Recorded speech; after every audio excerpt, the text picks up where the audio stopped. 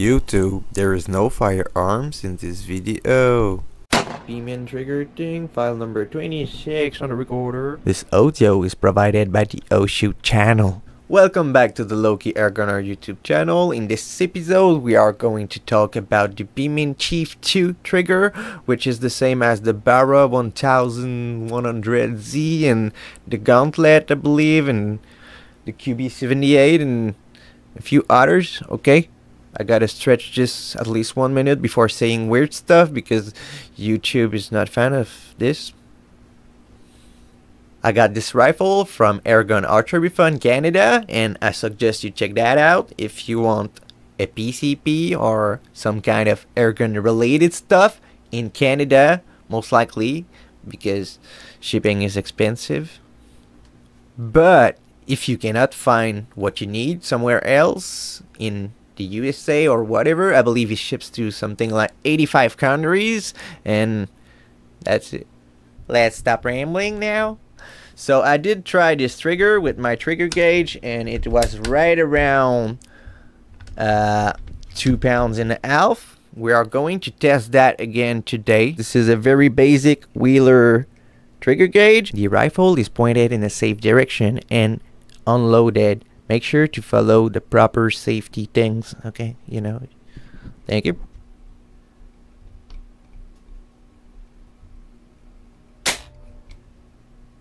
£2 and 1, 2, 3, 4, 5, 6, 7, 8, 9, 10, 11, 12 ounces. So that's a bit more than 2 pounds and a half. Maybe I did pull that one a bit too much.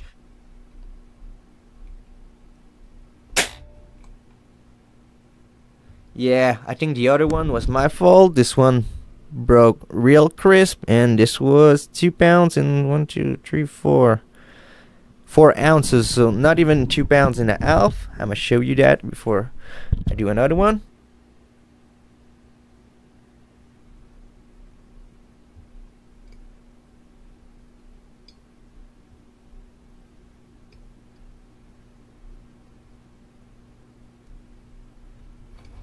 I did not cock it.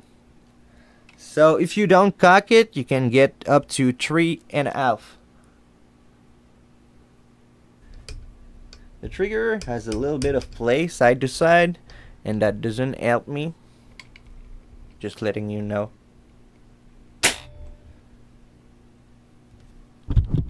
This one was right around 2.5. Maybe a hair more, but I will call it 2.5. Okay, thank you.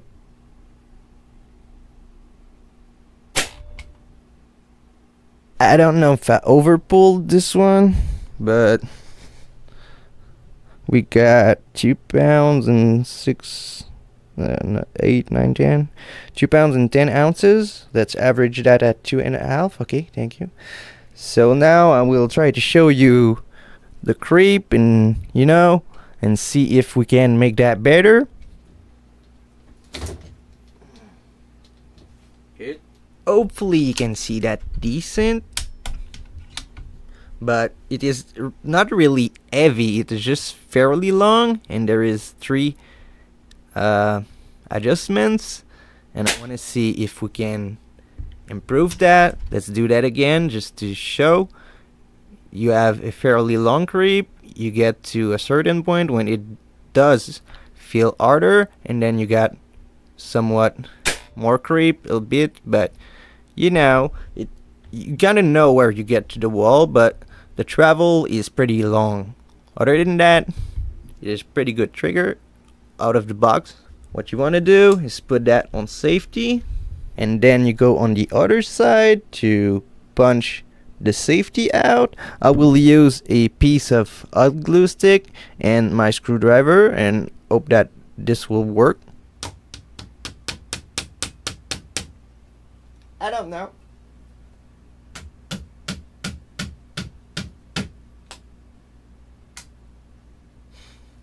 It's not back in place. Maybe it needs to be all the way up to safety. I don't know. Yeah, that was it. I'm done. So yeah, if you want a tip for that, just put it all the way up to safety here. you know, they tell you, and just hit harder than I did at the beginning. It will save you a lot of trouble.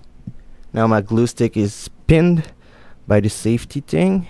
I don't know how I will get that back in there. I guess I will have to push it up with something, but we will figure that out later. Now that we got this out, we can get the stock off to access the trigger adjustments. I believe that there is only one screw to remove this stock, and this should be it.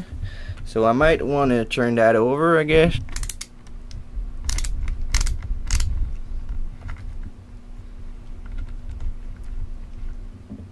I'm not sure if this is off or not yet. It is. Okay. Oh, we got a pressure gauge there. Yep. Gotta be careful about that. So we got the stock off. I had to be a bit creative to make it stand on my rifle rest, but yeah, you can now take this off just because they told me to do that on YouTube. By the way, YouTube, I'm not modifying anything, and this is factory adjustments. I don't know if someone took that apart already or if this screw is Chinese, but there is paint on there, so the screw was just bad. I don't know. This should allow me to remove that thing according to YouTube. Thank you, YouTube.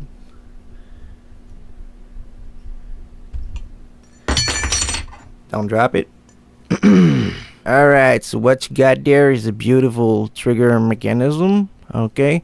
And I will do the rest of this video in a voiceover because I need to figure out myself how this works and try to make it better.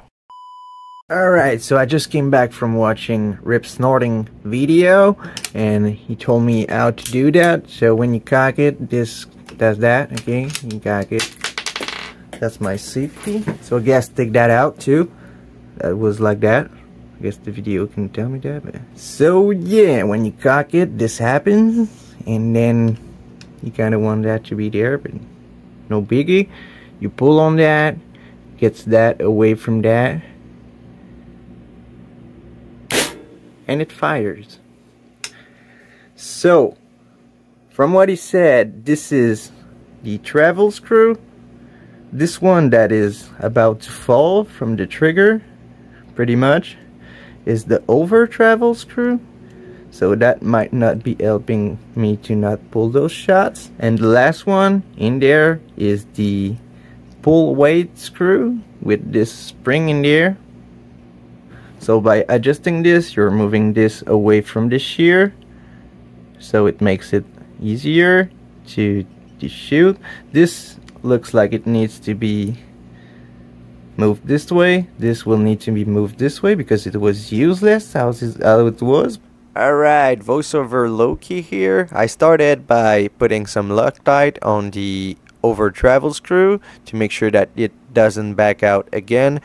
By the way, I recommend doing this with every screw so your adjustments will not get messed up over time. I did forget to do that, but yet it seems to hold like this. But yeah, do that please.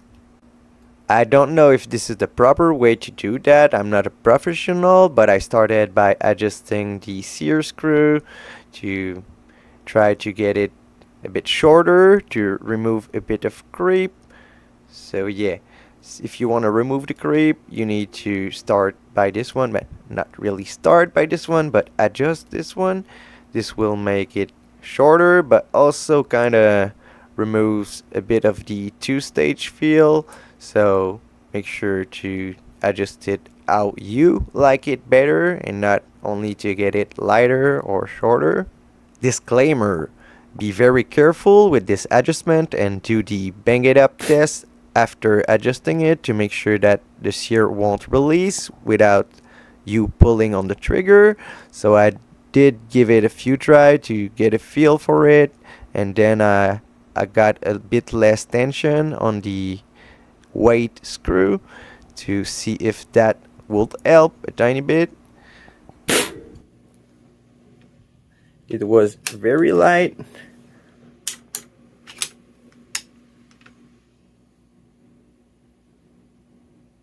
I mean, there's no travel anymore. First stage, I guess you could call that. Chris, a bit too much over travel still. Once I got the sear adjustment where I thought it will be fine, I started messing with the over travel screw to make sure that you don't pull further on the trigger than you really need to for the sear to break. Not much over travel now. That's pretty good. Let's give it one try on the right side just to see. That's good.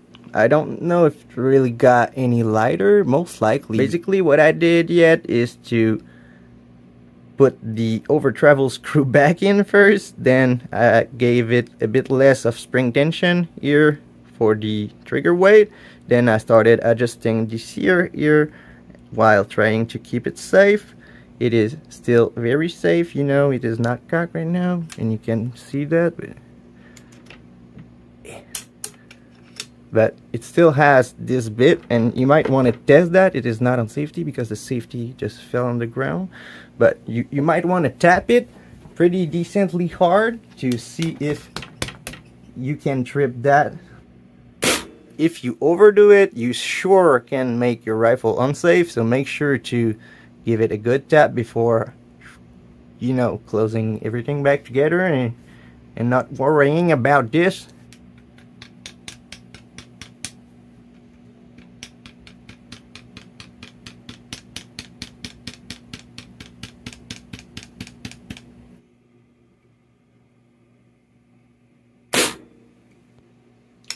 So yeah, I was checking if I wanted a bit more spring tension here, but I don't. And I will take a last look at the over travel and we should be done.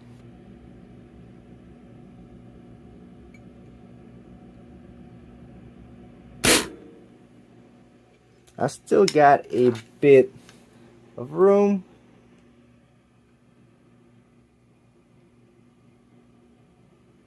Maybe that will be good enough. Try to get a good shot of this over travel screw.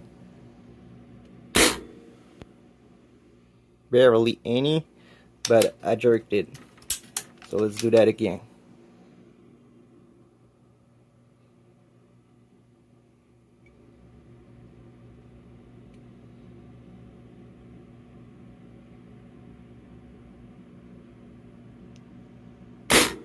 Trying to pull very slow to make sure my over travel screw is fine, and that's good. Alright, so now I guess this goes like that. Hopefully.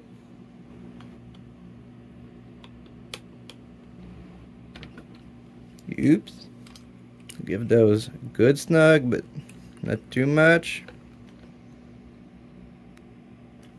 That should be good enough.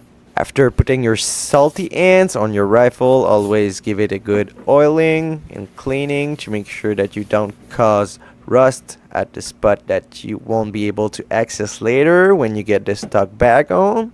I like using ballistol because it smells and it is pretty versatile. You can use it on a lot of materials. One thing that I did forget, not to put Loctite. I did think about that, but I did forget to maybe lube the contact points a little bit on the trigger, but yeah. By the way, Wheeler, including this in your kit could be nice, or I don't know if the one that is included just is bad, but you know.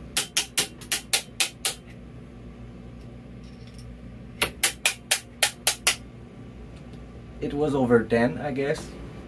Look straight.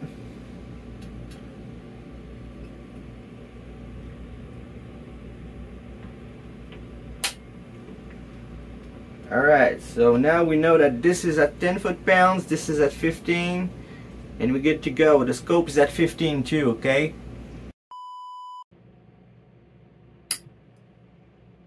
Doesn't really work. I don't remember which way this goes.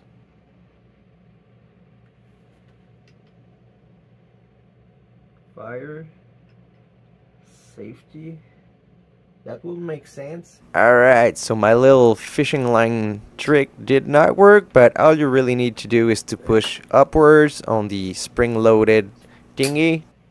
Okay, so that should work now. That's fire, that's safety, cocked, safety works, safety off. Wow, wow, that what? As always, safety first, so double check if your trigger is safe.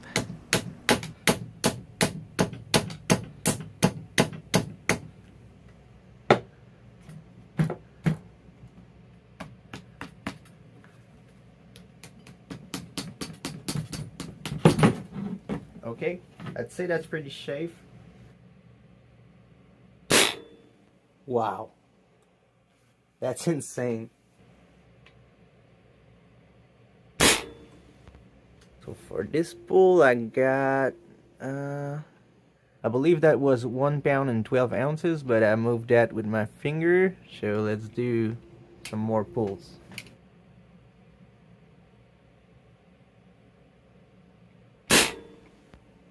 One pound and 10 ounces, about that, okay.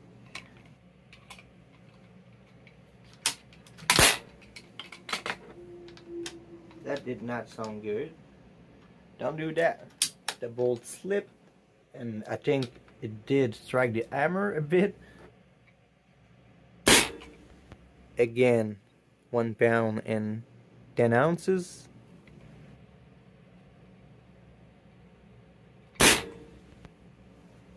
This one was around 1.5.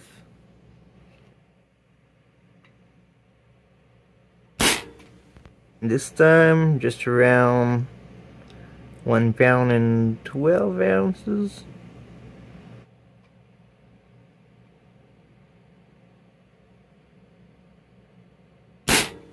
I don't know if I'm over pulling, but I'd call this around 1 pound and 12 ounces. Just over 1.5 pounds, a bit less than 2 pounds, so a great trigger for a budget hunting rifle slash, you know, it really feels great now. No travel. This might be a bit much for a hunting rifle, but you barely get any creep now and just goes after that. I don't know if a bit of lube on the contact points would be a good thing, but I did not. Let me know if you guys use some. I do know that using some Loctite on every screw might have been a good idea, but I forgot and just didn't think about taking them out first. So yeah, you might want to do that. Anyways, this will be it for today's. As always, thanks for watching and supporting my channel. A huge thank you to Airgun Archery Fund for making this possible, and I will see y'all in the next one. Some pretty good beat. I don't want to cut. Let's end this verse. Yo, yeah, I got an air gun. This thing is so damn fun. I'm not gonna spit one more bar, so cut that, son.